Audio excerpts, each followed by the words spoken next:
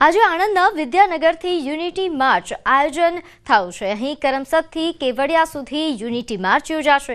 પ્રધાનમંત્રી નરેન્દ્રભાઈ મોદીની વર્ચ્યુઅલ આ માર્ચમાં તેઓ જોડાવાના છે। રાષ્ટ્રીય સ્તરની સરદાર 8150 યુનિટી માર્ચનો મુખ્યમંત્રી ભૂપેન્દ્ર પટેલ પ્રારંભ કરાવશે।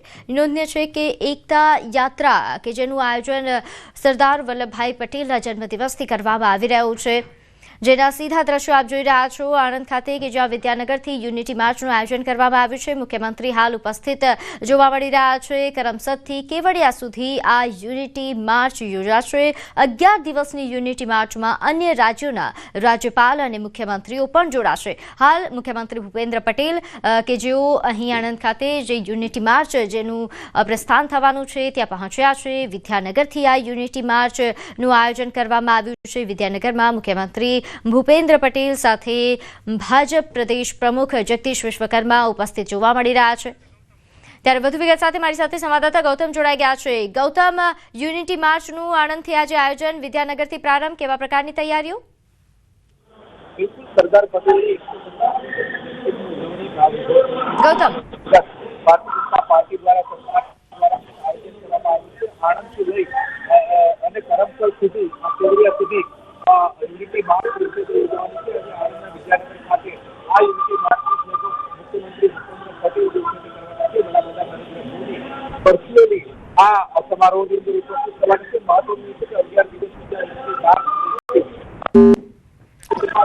રાજ્યપાલ મુખ્યમંત્રી સહિતના નેતાઓ જે છે તે જોડાવાના છે। મહત્વનું છે કે રાજસ્થાનની સરદાર 150 જે આભાર ગૌતમ માહિતી આપવા બદલ। તો કરમસદથી કેવડિયા સુધી યુનિટી માર્ચ યોજાશે। હાલ મુખ્યમંત્રી ભૂપેન્દ્ર પટેલ અહીં ઉપસ્થિત છે। ટૂંક સમયમાં પ્રારંભ થશે। આગળ વાત કરીએ, દૂધસાગર ડેરીની ચૂંટણીનો મુદ્દો ગરમાયો છે। ચૂંટણીમાં 3 ઉમેદવારના ફોર્મ પર તલવાર લટકી રહી છે। ફોર્મ ચકાસણી બાદ 3 ઉમેદવારોના ફોર્મ પર લટકતી તલવાર। 60 ફોર્મ માન્ય રખાયા છે। 3 ફોર્મ અંગે આજે નિર્ણય લેવાશે। વિસનગર, પાટણ અને સમી હારીજ બેઠક પર વાંધા રજૂ થયા હતા। ટેકેદારોની સહીઓ ખોટી હોવાના મુદ્દે ચૂંટણી અધિકારીને રજૂઆત કરાઈ હતી। ચૂંટણી અધિકારી દેવાંગ રાઠોડ આજે આ મામલે આખરી ફેંસલો કરશે। તો મહેસાણામાં દૂધસાગર ડેરીની ચૂંટણી મુદ્દે અલ્પેશ ઠાકોરનું નિવેદન। તેમણે કહ્યું કે કલોલમાંથી ફરિયાદ મળી હતી કે ડેરી મંડળીઓમાં વહીવટદાર બીજા છે અને મતાધિકાર બીજા છે, ત્યારે ઠાકોર સમાજને સામાજિક અને સહકારી ક્ષેત્રમાં સારું પ્રતિનિધિત્વ મળવું જોઈએ। અન્યાય સામે બોલવું પડે, અન્યાય ન ચલાવી લેવાય।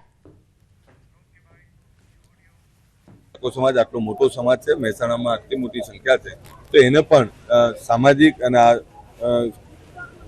સહકારી ક્ષેત્રમાં એને પણ એટલું સારું પ્રતિનિધિત્વ મળવું જોઈએ, એ અમારા બધાની માંગ છે। અને તમામ લોકો સહકારી ક્ષેત્રમાં તમામ સમાજનું પ્રતિનિધિત્વ છે, તો આ સમાજ આટલો મોટો છે, પ્રતિનિધિત્વ મળવું જોઈએ। અને અન્યાય તો ના ચાલે ને, કોઈ પણ રીતે અન્યાય ના ચાલે, અન્યાય સામે બોલવું તો પડે।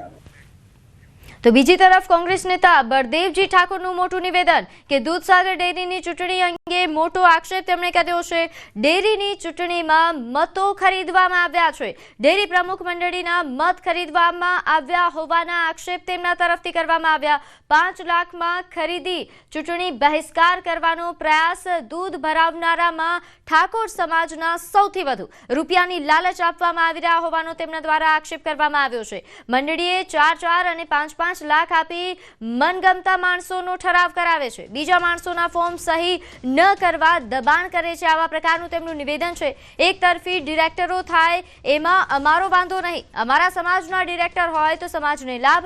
ઠાકોર સમાજના દીકરા દીકરીને નોકરી મળી શકે। મહેસાણાના શંકલપુરમાં આયોજિત ગુજરાત ક્ષત્રિય ઠાકોર સમાજના સ્નેહ મિલન કાર્યક્રમમાં તેમણે આ નિવેદન આપ્યું છે। દૂધ ભરાવનાર એ ઠાકોર સમાજના સૌથી વધારે ગ્રાહકો છે।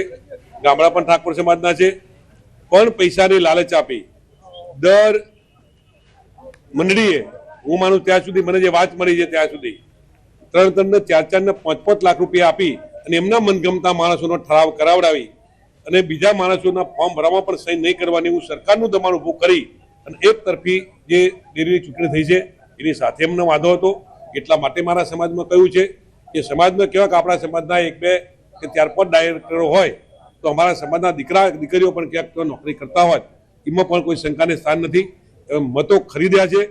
એક ડેરીના એક મંત્રી કે પ્રમુખને મત જેનું ઠરાવમાં નામ આવ્યું છે એવા લોકોને 5-5 લાખ રૂપિયા આપી મત ખરીદવાનો કાર્યક્રમ કરી અને એમને બિનહરીફ કરવાનો પ્રયત્ન કર્યો છે. સમાચારમાં આગળ વાત કરીએ. જિગ્નેશ મેવાણીના પોલીસ પરના વિવાદિત નિવેદન મુદ્દે ગેનીબેને બચાવ કર્યો. કહ્યું કે જિગ્નેશભાઈનો કહેવાનો અર્થ બુટલેગરો વિરુદ્ધ કાર્યવાહીની માંગ હતી. ડ્રગ્સ, એમડી, ગુટકા, ગાંજો, દારૂ વેચવાવાળા બેફામ બન્યા છે. વાવથરા જિલ્લો ડ્રગ્સનો જિલ્લો બની ગયો છે એવો પણ તેમણે દાવો કર્યો. વધુમાં તેમણે કહ્યું કે એક વખત એમડીના રવાડે ચડેલો યુવાન આર્થિક રીતે પહોંચી ન વળે એટલે ગુનાઓના રવાડે ચડે અને વાત આત્મહત્યા સુધી પહોંચે. આ પ્રકારના દૂષણો અટકે એટલે પોલીસમાં રજૂઆત કરવી પડે છે.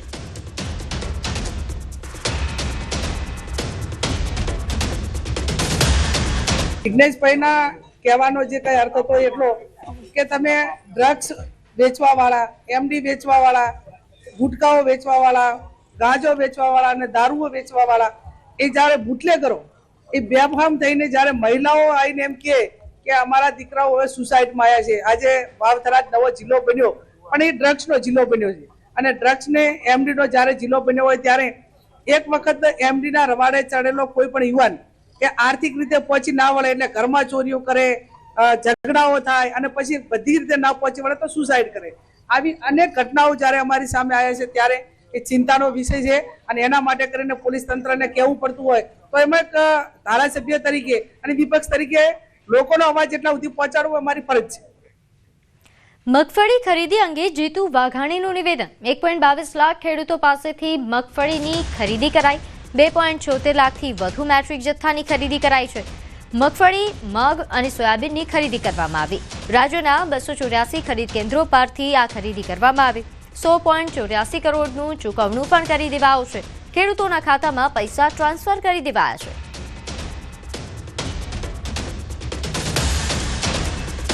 $1.22 લાખ ખેડૂતો પાસેથી કુલ 2,002.27 કરોડ મૂલ્યની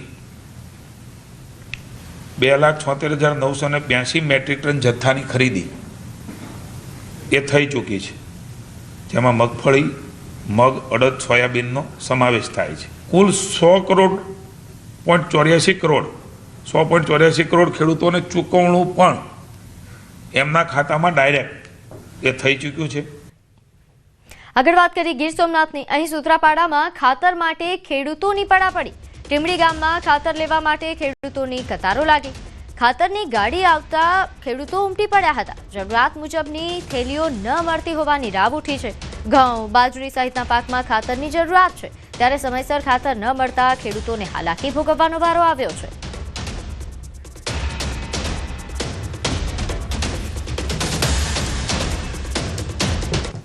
યુરિયા લેવા હાટુ ખેડૂતો આવ્યા છે અને અમે 4 ઠેલી યુરિયા આપીએ છીએ પ્રતિ ખેડૂત. શોર્ટેજ જેવું અત્યારે કશું છે નહીં. ખેડૂત આગળનું આયોજન કરીને ખાતર લેવા ગયા. આપણે આ સેન્ટર ઉપર આજુબાજુના 3 તાલુકા લાગે છે, તાલાળા, સૂત્રાપાડા અને કોડીનાર. સેન્ટરમાં આપણો ડેપો હોવાથી 3 તાલુકાના ખેડૂતો આવે છે. એના હિસાબે ખેડૂત જાજા દેખાય છે. આ પાયા એના માટે જરૂર પડે અને સવારના લાઈનમાં છે 2 ખેડૂત ડકો જો લાઈન નીકળી નાખીને પાછા લાઈનમાં ઊભા આદર નહીં મળે તો હવે શું કરે